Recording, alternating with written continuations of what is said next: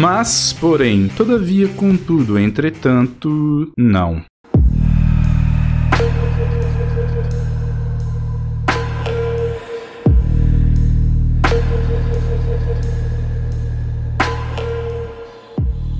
Saudações, meus caros, tudo bem com vocês? Eu sou o Goren e a pressa é a amiga do vexame. Assim que os consoles novos saíram, uma coisa inusitada aconteceu. Alguns jogos rodariam melhor no PlayStation 5, isso foi notório motivo de grande alegria para alguns, chacota para outros, inclusive. Este que vos dirige a palavra recebeu comentários em alguns vídeos de ilustres fãs da plataforma da Sony com ares de sentimento de vitória e alma lavada. Ocorre que nada mais foi do que exultação precoce, para não usar outra palavra. Mas o que houve de fato no período de lançamento? No caso de Assassin's Creed Valhalla, que saiu junto com novos consoles, em alguns momentos onde se usava a famigerada tocha, o jogo tinha quedas de FPS no Xbox Series X e alguns tearings também. Problemas esses amenizados quando você usa um display com Variable Refresh Rating ou FreeSync. Mas o curioso é que, para um jogo que você gasta pelo menos 40 horas para jogar bem, alguns problemas de poucos segundos se tornaram o fator definidor da qualidade do jogo na plataforma, e os mesmos avaliadores deliberadamente ignoraram, por exemplo, que sutilmente o jogo estava mais lavado no PlayStation 5 e com isso mais leve. E isso se dá por causa de uso de uma gama de cores ligeiramente menos rica e um pouco menos de processamento de pixel shaders. E algo mais perceptível era a resolução de texturas, que frequentemente era menor no PlayStation 5, como se fosse um jogo na verdade preparado para rodar em 1440p em vez de 4K. Não por acaso a qualidade das texturas no console da Sony estava mais próxima do Series S do que do Series X. Acontece que, mesmo assim, ainda é um nível muito alto de qualidade que não atrapalha a experiência, sequer você nota se não parar para dar um zoom. Porém, o que passa despercebido pelos olhos não passa batido pelos cálculos da GPU. 1440p para 4K parece pouco ao olho humano, mas para a GPU significa metade do processamento exigido para a aplicação de shaders. Sendo assim, estamos em um cenário onde o PlayStation 5 teria muito mais folga para calcular pixel shaders, desenhar texturas e gerar quadros, o que obviamente ajudaria a manter a performance em momentos de engasgos causados por alguma deficiência no código do jogo, que era o caso do momento de uso da tocha. Não precisamos apelar aqui para o fato de que sim, os desenvolvedores receberam dev kits finais do PlayStation 5 antes, mas as evidências das capturas das versões do jogo nos mostra qual de fato estava exigindo mais hardware. E não é só com Assassin's Creed Valhalla que isso aconteceu. Problema equivalente foi visto no Call of Duty Black Ops Cold War, onde há momentos de melhor desempenho no PlayStation 5, mas também é um jogo com imagem sutilmente mais lavada neste console.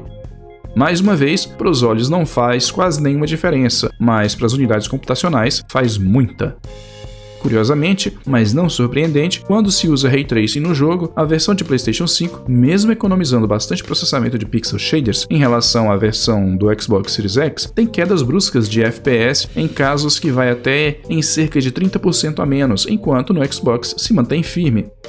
É engraçado, pois certas pessoas tentaram convencer os jogadores, e em parte conseguiram, que perder cerca de 4 quadros por segundo aqui e acolá, o que é menos de 10% na perda de desempenho, seria mais significativo do que ter que calcular cerca de 50% a menos de pixel shaders por quadro, por ter resolução bem menor, e cobrir essa diferença com métodos como o checkboarding. E olha que coisa interessante, nesse mesmo período, personalidades da Digital Foundry disseram que um bom método checkboard é muito melhor do que resolução nativa e que isso foi usado para garantir uma taxa de quadros por segundo melhor e mais estável. Então, essa abordagem é preferível. E, para falar a real, eu concordo absolutamente com isso. Sou da opinião de que 4K nativa é um grande desperdício e espero ansioso para que o uso de Machine Learning para a reconstrução se torne o padrão da indústria. Ocorre que durante toda a primeira metade da vida do Xbox One e do PlayStation 4, antes de chegar ao Xbox One X, estes mesmos cidadãos militavam pelo exato contrário, pois um grande número de jogos tinham mais resolução nativa no PlayStation 4, porém com mais quedas de FPS, e em oposto, o Xbox One apresentou técnicas de anti-aliasing para entregar um jogo com qualidade visual maior sem precisar usar resolução nativa e tendo melhor desempenho em FPS. Na época, essas mesmas pessoas tinham uma opinião diferente de hoje. É uma engraçada coincidência que o gosto desses respeitáveis senhores está sempre em conformidade com o que o PlayStation pode oferecer de vantagem sempre nos mesmos momentos.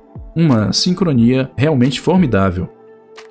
E mais curioso ainda, no primeiro semestre desse ano, quando foi apresentada a demonstração da Unreal Engine 5 e esta rodava a 30 quadros por segundo, naquele momento os mesmos não demonstraram frustração por essa taxa nada promissora. Mas voltando ao cenário atual e focado especificamente em Dirt 5, tivemos talvez o caso mais inusitado de todos, que é o dos carros com baixa contagem poligonal, no modo Frame Rate no Xbox Series X, que seria, no caso, para 120 FPS.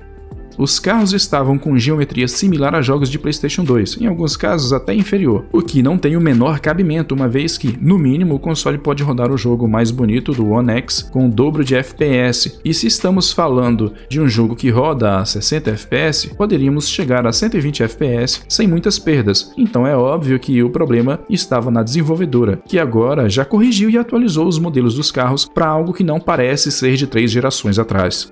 E esse caso é peculiar, pois a Codemasters tem acordo de marketing com a Microsoft, justamente a versão que deveria ser a vitrine do jogo, eles fazem isso, o que inclusive contraria bastante alguns posicionamentos da nossa querida Digital Foundry. Não estou falando de que, por causa de acordo, o jogo deveria rodar melhor, mas sim que justamente essa versão é a que não poderia sofrer com desleixo. Você pode dizer que o estúdio tinha pouco orçamento e muitas versões para cuidar. Entretanto, justamente parte desse orçamento é oriundo deste acordo, o que demonstra a falta de profissionalismo e até mesmo deslealdade do estúdio. Mas haveria razões para isso acontecer? Não sei, mas chama a atenção o fato de que o diretor do jogo alegou que não era a versão final. Então, o sujeito diz que a versão de Xbox não era a versão final, sendo que foi essa versão que recebeu mais orçamento e o marketing foi feito em cima dela, para no final das contas ser a versão a ser deixada em último plano pelo estúdio? O que há por trás disso? Eu não quero afirmar nada, mas, coincidentemente, esse mesmo diretor faz ou fez parte de um corpo de desenvolvedores da própria Sony, o que nos permitiria levantar a hipótese de isso ter sido proposital. Outra coisa é que esse sujeito, junto com seus amigos na Digital Foundry, deram a fantástica desculpa de que isso na verdade era um bug que afetava a geometria dos carros, e não carros de fato com baixa contagem poligonal. Poderíamos dizer que seria equivalentes à versão low do PC. Em dado momento, eu acabei por afrontar o indivíduo do canal em questão e o chamei de mentiroso. E eis que ele insistiu nessa história de bug e disse que quando fosse corrigido voltaria ali para me envergonhar, olha que coisa. Obviamente, eu disse que apenas ocorreria de trocarem os modelos e depois alegarem que houve correção de bug, o que, de fato, aconteceu. A Codemasters levou cerca de um mês para corrigir o bug e o cidadão me retrucou outra vez no Twitter, como se fosse uma espécie de partida ou disputa. O fato é que se fosse um Hellis Bug, não precisaria de tanto tempo para correção, mas o que de fato daria para fazer nesse tempo é, olha que interessante, adicionar novos modelos que porventura já existem para as outras plataformas e fazer os devidos testes, é claro. Mas aí você pergunta, Goren, por que eles diriam que é um bug em vez de ser modelos com baixa geometria? E a resposta é muito simples, porque não existe razão nenhuma neste mundo para usarem modelos com baixa geometria, dado o poder do console, o que nos mostra que, mesmo que tenham desenvolvido o jogo com dev kits que não usassem direito o poder do Series X, mesmo nesse caso, poderiam usar modelos melhores sim, já que o Series S tem apenas 1/3 do poder computacional gráfico do Series X e consegue carros com bons modelos. O que ocorre é que assumir que usaram modelos inferiores em vez de um bug seria atentar contra a imagem do próprio estúdio, o que levantaria questionamentos sobre competência e, acima de tudo, profissionalismo. É uma situação em que um bug seria aceitável, mas prejudicar uma versão ou agir com desleixo mesmo recebendo a mais para aquela versão daquela plataforma, isso de fato não pegaria bem. Então, o caminho lógico é alegarem que foi um bug para limpar a barra de todo mundo. Como eu já disse diversas vezes aqui, esse tipo de coisa não passa nem perto de ser novidade. Um exemplo que já usei repetidas vezes foi o do Need for Speed Hot Pursuit 2 para Xbox, GameCube, PC e PlayStation 2, onde a única versão que realmente estava com aparência de terminada era a do PlayStation 2, e a diferença é que naquela época os jogos eram lançados e pronto. Hoje, os jogos podem ter problemas corrigidos já no dia do próprio lançamento. Então, se fosse naquele tempo, o jogo seria para sempre assim como estava no dia do lançamento. Mas agora essa prática não é mais tolerada. Inclusive, nós temos meios para isso, já que os consoles estão o tempo todo conectados na internet. E com isso, podem receber updates constantemente. Aliás, é curioso que depois deste update, não só os problemas de modelagem de carros foram corrigidos, como também os gráficos foram melhorados em alguns aspectos, como por exemplo sombra, iluminação e reflexo. Tudo está melhor nos dois Xbox em relação ao PlayStation 5, com ressalva somente para o Series S, que ainda contém defasagem de elementos no cenário, como vegetação e torcida. Porém, o console é perfeitamente capaz de receber melhorias nesses aspectos também, uma vez que roda e muito bem o Forza Horizon 4, que aliás tem muito mais geometria que Dirt 5, mesmo no Xbox One S, e sendo um jogo de mundo aberto detalhadíssimo, enquanto o jogo da Codemasters é em circuito fechado, muito limitado e inferior visualmente. Uma referência mais adequada seria o Forza Motorsport 7, que poderia facilmente rodar no Series S com o dobro de quadros por segundo de sua versão para o One S, sem sacrifícios, e sobraria bastante poder computacional gráfico. E nisso eu nem estou considerando o uso de hardware para Ray Tracing, Variable Rate Shading ou os demais recursos de Machine Learning para reconstrução. Mas não se engane, mesmo a superioridade gráfica pós-update do Xbox Series X em relação ao PlayStation 5 não determina nada sobre o console da Sony, que sim, é perfeitamente capaz de fazer melhor do que está sendo apresentado agora.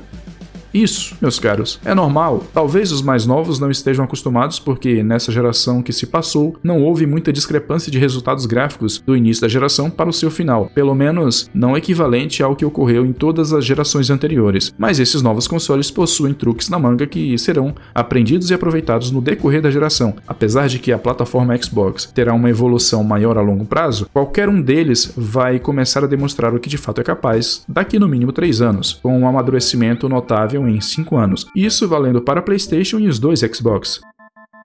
No final das contas, o que pode se aprender deste episódio é que números são absolutos, mas os consoles servem para uma coisa: rodar os jogos, pois quem os cria, quem os desenvolve, ainda são os seres humanos. O videogame não faz o trabalho sozinho. Se o desenvolvedor não o aproveitar corretamente, resultados ruins acontecerão. E isso não é culpa do hardware e nem da fabricante. Mas o pior é que isso não deveria ser novidade para ninguém, mas infelizmente algumas pessoas insistem em se comportar como verdadeiros virgens da tecnologia e fazem alvoroço por qualquer bobagem como se fosse uma grande novidade neste mercado.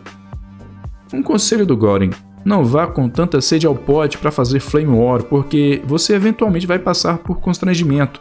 Aproveite seu videogame da melhor forma possível, pois é mais negócio. Então é isso, meus caros. Eu espero que esse vídeo tenha sido útil para vocês. Caso você não seja inscrito, convido a se inscrever e peço que considere compartilhar esse vídeo com seus amigos e clicar no gostei para ajudar o canal. Agradeço por terem assistido até aqui, um forte abraço e até a próxima!